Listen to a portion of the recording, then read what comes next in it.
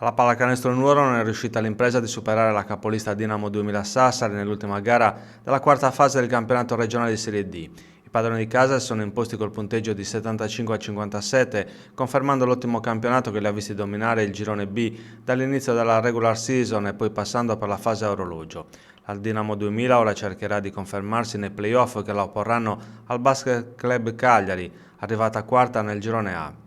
Le sfide degli spareggi infatti opporranno l'una contro l'altra le prime quattro formazioni dei due gironi che si sfideranno a classifica invertita. Quanto ai nuresi, hanno chiuso la stagione con 8 vittorie e 16 punti in classifica, piazzandosi al sesto posto, comunque fuori dai playoff.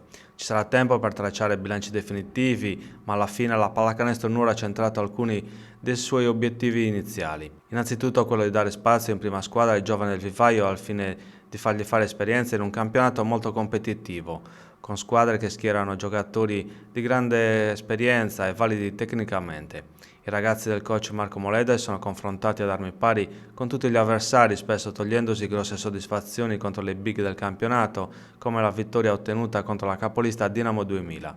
In alcune occasioni hanno dominato le sfide, non riuscendo poi a portare a casa le vittorie, ma nel complesso hanno dimostrato di avere un potenziale di crescita che andrà sfruttato in futuro.